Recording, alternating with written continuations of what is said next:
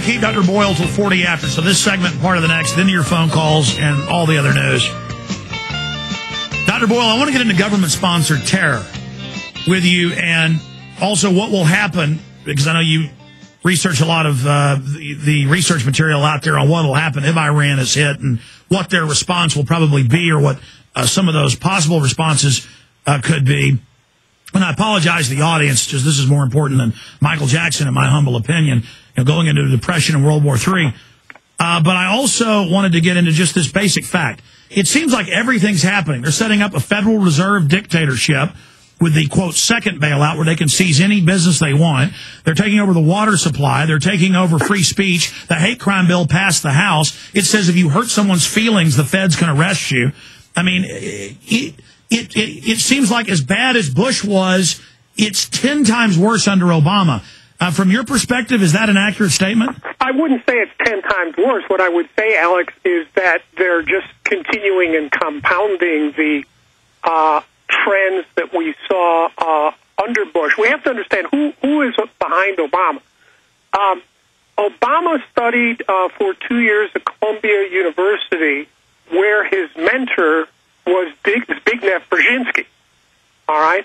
And behind Brzezinski is, of course, David Rockefeller. Okay? It was David Rockefeller who set up the Trilateral Commission and appointed Brzezinski as the executive director, and they then co-opted the Georgia governor, Jimmy Carter, and turned him into being president. Well, where do you think Obama came from? It's the same thing all over again. Likewise, Kissinger. General Jones, the national security advisor, has stated that he takes directions from Kissinger every day. Who is behind Kissinger? Two sources, primary sources behind Kissinger. One, he was in Army counterintelligence in World War II. So effectively, he's a spook. Two, David Rockefeller.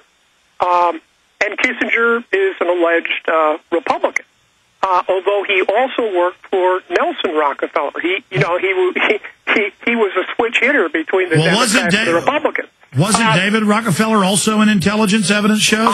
I do not know if David Rockefeller himself was or was not. But Kissinger was denied tenure at Harvard originally, and he went to work for David Rockefeller, and he was put on the Rockefeller family payroll. And he is still advising the Obama administration. We also know from Bob Woodward's book that President Bush Jr. Was being advised by Kissinger as well. Indeed, was probably his most important and influential advisor. We also know that a matter of public record, Kissinger is advising the German Pope. So you tie all the dots together here, and what do you come up with? As I said, you come up with a continuity of the plutocracy running the show like the Rockefellers, and then having the money to pay for the brain power like Kissinger and Brzezinski and their protégés to do the dirty work for them.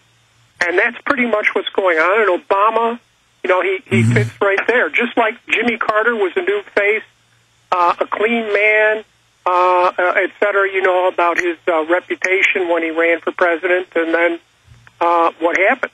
But you really have to look at the people behind Obama. It's a bit like the Wizard of Oz here. Who's pulling the strings? Well, exactly. You say it much better than I did. And I'm sorry, that's what it is. It's just beforehand, Alex, but you just have to look at the same cast of characters. Kissinger and Brzezinski have effectively been running either the South. Madeleine Albright, for example, was a Brzezinski protege. When you're familiar with Madeleine Albright. Sure, again, former Secretary of Brzezinski State. is Rockefeller. Brzezinski has no money, no power. Kissinger has no money, no power. But they were co-opted by intelligence agencies and plutocrats like Rockefeller to run the empire and the police state for them. And so the reason we've got a break and a final segment with you, Dr. Boyle, the reason it's getting so bad is that's just the program. We're just marching deeper down. But clearly they're accelerating the whole program. So we'll ask you what the end game, what the great game is when we get back, and about government-sponsored terror, and what will this look like if they do hit Iran? What some of the possible outcomes of that are with our guest. All right, final segment with Dr. Francis Boyle. His new book is out, Tackling America's Toughest Questions, Alternative Media Interviews. Get him to briefly tell you about that in a few minutes before he goes. But on the subject of the Chicago Business School, where all these people come from, and you went to school with all these individuals, you were telling me during the break about how this really all goes back to the Rockefellers. Then I briefly wanted to talk about government-sponsored terror, Iran on record having the United States stage terror attacks inside of it. And I guess the American people are ignorant of that or comfortable with it. And what an attack on Iran will cause.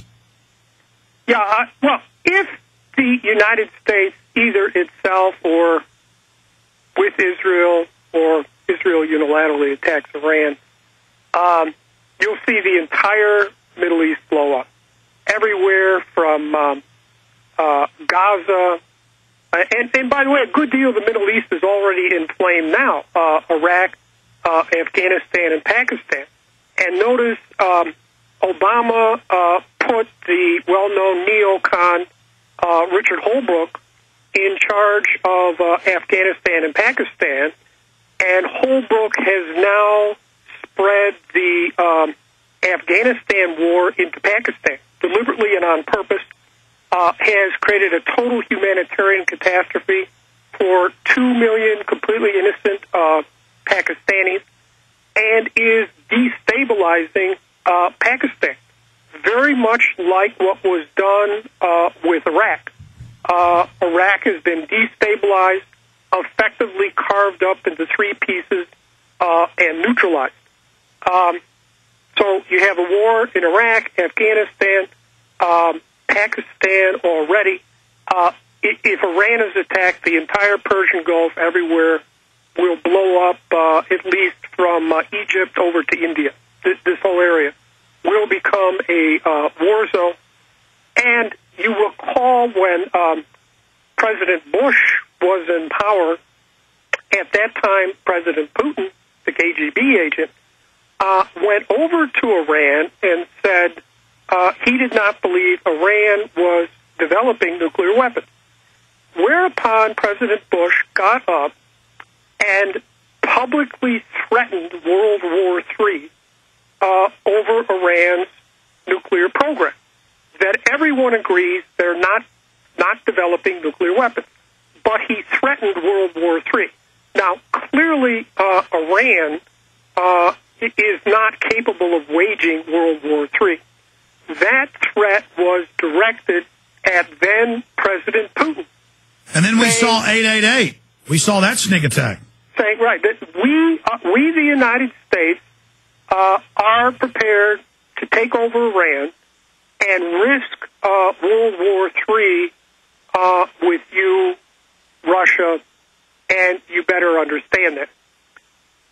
Just soon thereafter, then, President Putin gave a press conference responding to the proposal to deploy these ABM systems in Europe, which, by the way, yesterday Obama indicated under McFaul's influence, they still were not going to give up. President Putin said, if you keep these things in Europe, you are risking another Cuban Missile Crisis. And, I lived through the Cuban Missile Crisis. I remember it quite well. The world came, within a hairbreadth of destruction.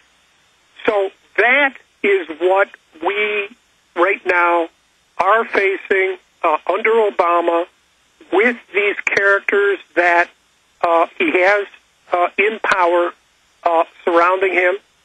And, of course, if the whole Middle East blows up and there are also, terrorist attacks launched by Iran in Europe, you'll have the immediate imposition of a de jure police state here in America. Remember, and I guarantee you, they're probably going to try to come arrest you, right? They're going to try to come arrest you.